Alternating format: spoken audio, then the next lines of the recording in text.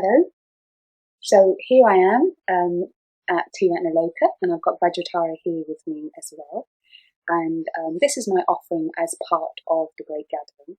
So I'd really recommend, if you haven't listened to Metro Davies' talk, and actually after that Vajratara's talk, really do that first, because this is part of the series. So I'm just going to be diving in.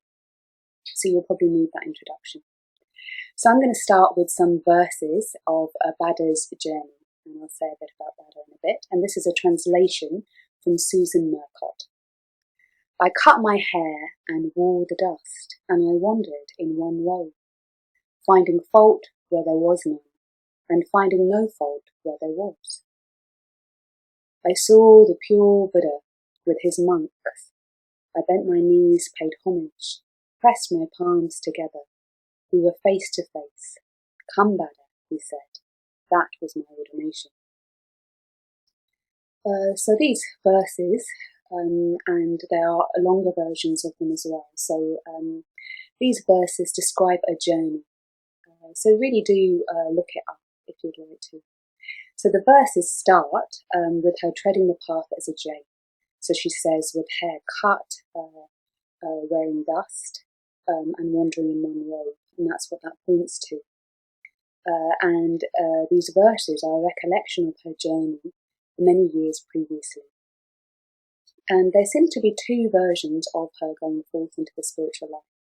One story has it that actually she murdered her husband before he managed to murder her, and not being able to return home, she goes forth and becomes a Jain nun. Another version is that she comes across a mutilated hand in the mouth of a dog. And again, the Stuka sends her on a quest. But whatever the version, she definitely comes across the Buddha. And in a way, what it sounds like when you read the verses is they really recognize each other. So the Buddha recognizes her practice and encourages her just to come. And he gives her the name Bhadda Kundalakesa. And apparently Kundalakesa means curly hair. So apparently her hair grew back very quickly after her ordination, and thus was how she got her name, which was very endearing. But she was also rejoiced in by the Buddha for being the bhikkhuni with a speed in the attainment of direct knowledge. So basically she gained awakening very, very quickly. So what I want to do in this short personal reflection is just share some reflections on her line, finding fault where there was none, and finding no fault where there was. So this is what Bhadda shared after her awakening. So what do we make of that? And I'd really encourage us to reflect on that personally. So when I was thinking about this, I was just thinking, gosh, it's really, really good that Bhadda knew what her working ground was, what her cutting edge was. That's often how we speak about it. And I think this really highlights, in a way, the importance of us really knowing what we're working with, really taking ourselves on. So this is a bit of an invitation to see maybe what are our next steps around a tendency maybe to blame or the fault-finding mind. So the fault-finding mind, something goes wrong, and inevitably something always goes wrong, and we look for someone to blame. And if we can't find someone, we often find something if that urge to do that still lingers.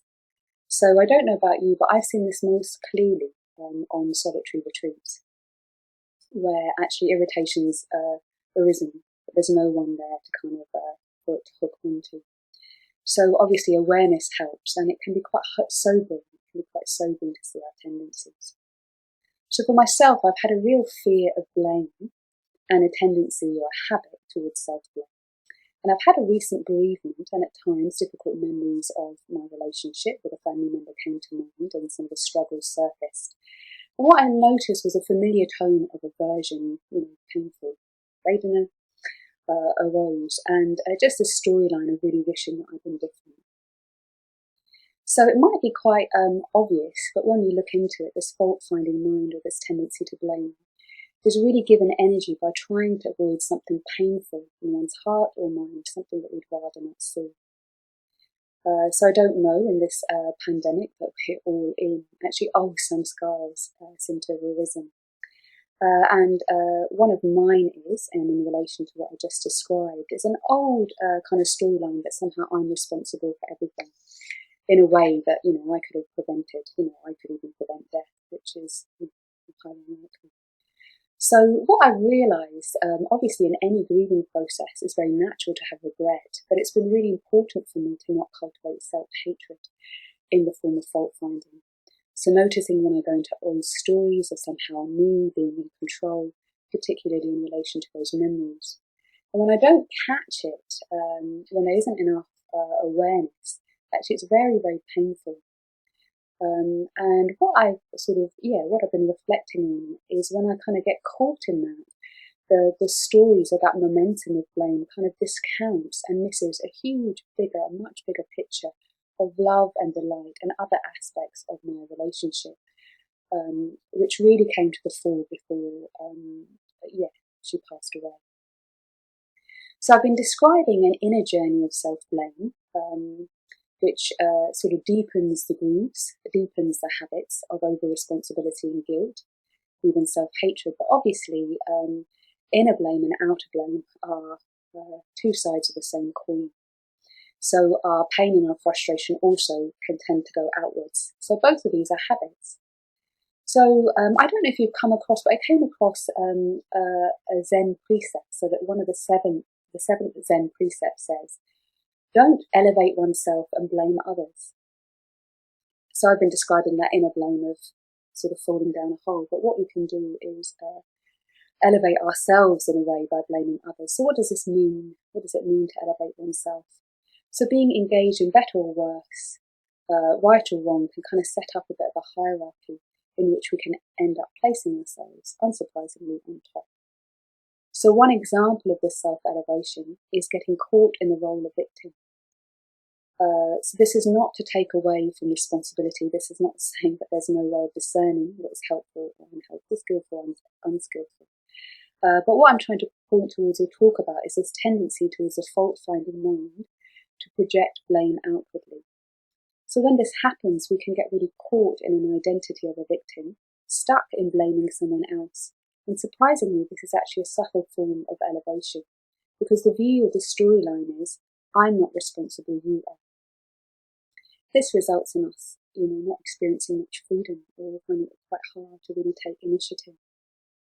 And the Buddha is very, very clear. It's very, very radical. So he says in the Dharmacharinis, those who entertain such thoughts as he abused me, he beat me, he conquered me, he robbed me, will not still their hatred. So just to say, it can sound a bit inner and outer, either fall down the hole of guilt, self-blame, or it goes outwardly. But also just to say my experience when I've been reflecting upon this fault-finding mind, what came to mind was actually a seesaw. So what I can get into it, it's my fault, when that becomes too painful. I think, it can't be all my fault. Then it goes to someone else. I'm like, it's their fault. So it's a bit like a seesaw. So coming back to Bhadda, what does Bhadda see when she sees the Buddha? I've just been thinking Bhadda maybe sees a way out of fault-finding and blame. Coming back to the verse, when I saw the pure Buddha with his monks, I bent my knees, paid homage, pressed my palms together. We were face to face. So just been reflecting on, going beyond blame. So the last retreat that I did here at Therigatha in 2008, just before I got my letter inviting me to be ordained, was the Transcendental Principle retreat.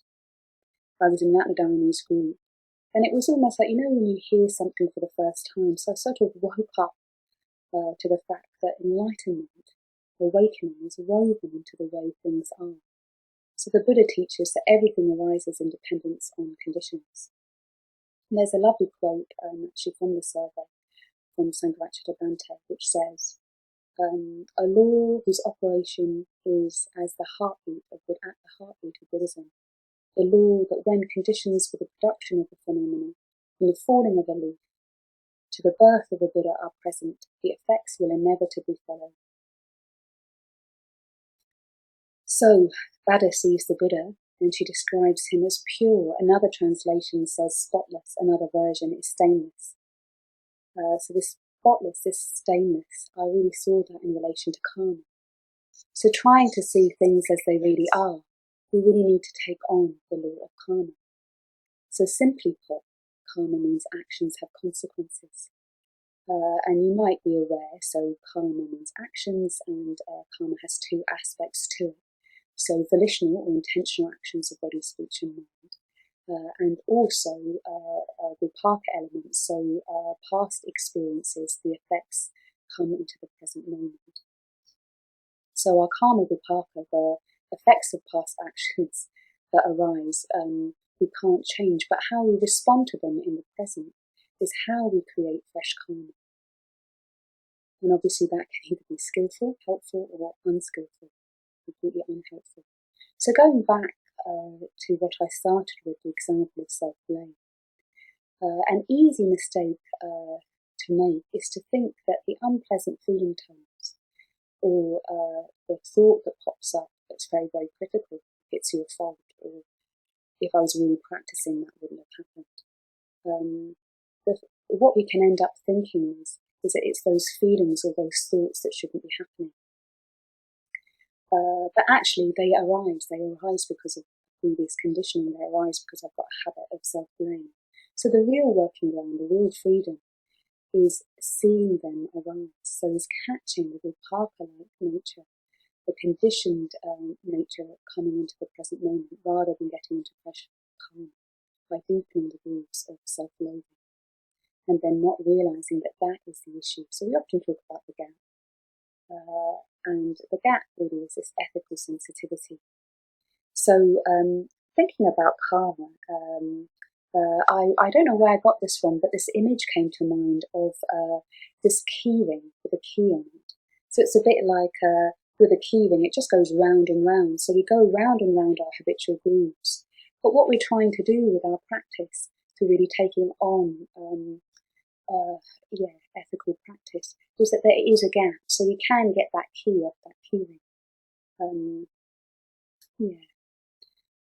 So when we act from these mental states that just reinforce a stronger sense of self and other, stronger sense of ego, nothing new arises. So I was thinking about that in relation to the fault-finding mind, what that looks like in opposition to the discerning mind, or a mind that is more aware, is that the fault-finding mind can actually create a layer of suffering, which is like the hard shell of self that separates us from our own deeper wisdom. And obviously that becomes a habit. So the point of freedom is always here and now, where we can choose freedom rather than bondage of mind. And old familiar habits of mind, although they happen very, very quickly, they take a lot of energy. So really I've been trying to explore and encourage you to do so in relation to blame and fault finding, to try and see if you can find the gap for yourselves between karma vipaka and karma. So I've been seeing more and more that when I can be with the feeling, a gap arises. So when I can be with the feeling, something else arises, and it kind of takes me out of this yo-yo of self-guilt or blame, and something almost truer can emerge. So I can take responsibility for my reactions in a much more helpful way. So guilt and blame are manifestations almost of condemnation, and deeper awareness can allow a sensitivity and a clarity to emerge from the depths. So really, how do we know if our actions are wise? We really need to fall back on our ethical practice. We really need to fall back on being aware of our states of mind and our intentions behind them, and aligning more and more to our deeper values. So I was just sort of thinking maybe that's what Bhadda saw when she saw the Buddha, when she bent down, she got down on her knees and she folded her hands.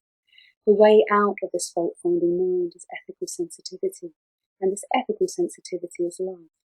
It's not seeing, it's seeing things almost with fresh eyes, not trying to appropriate them, but seeing things and people as they are in themselves. So I've been thinking, not only are we capable of hurting one another, but we are also capable of profound empathy, even for those who've hurt us, or for those we dislike. And I was thinking about the inner tendency to blame, the outer tendency to blame, and forgiveness came to mind. And I think the reason that remarkable stories of forgiveness move us is that we instantly feel the freedom and the dissolving of boundaries. the sense of inner and outer dissolving, almost like the end of separation. And I've often thought, what would it be like to really meet the Buddha, and whether it would be a bit like that, inner and outer dissolving. And I don't know if I can even fully imagine that, but I have had glimpses of being in contact with people who deeply inspire me and draw out the best in me just from their very presence. I hope you all have too had a sense of real possibility, of really opening to the mystery of who any of us really is. So I wonder whether that was Bhadda's experience, which resulted in her immediately becoming a disciple of the Buddha. So to see with the eyes of the Buddha, to try and see with eyes of wisdom, maybe we'd start to see that we cannot separate ourselves from others and the world around us. And understanding karma, our practice of ethics, really takes us into that space. So in Know Your Mind, Sangharakshita, Bhante, points out that one must love oneself in order to be an ethical individual. And that often comes about by realizing that others too deeply care about us. So for me, when I asked for ordination, I really realized that I needed a path of training. I somehow just knew that there was a way out of my habitual patterns, and I did feel quite trapped by them. And in asking for ordination, we're asking to take on the 10 precepts, and they're training principles that allow us to cultivate skillful intentions, that take us out of this sense of isolated self and separation, and also help us work with a sense of conceit which gets us into comparison, greater than, less than, into a much more meaningful and truer connection with the world. So we can really work on our states of mind. We can really find the gap, and we can be free. So going for refuge means engaging in a path of training. So at some point on the path, I realised that I also wanted to help others to do the same. So what we're doing is we're deeply committing to a process of transformation. So just to end, I'm going to read Bhadda's verses, which again mark this transformation. I cut my hair, I wore the dust, and I wandered in my one road, finding fault where there was none, and finding no fault where there was. I saw the pure Buddha with his monks. I bent my knees, paid homage, pressed my palms together. We were face to face. Come, Bhadda, he said. That was my ordination. Thank you very much. Thanks for listening.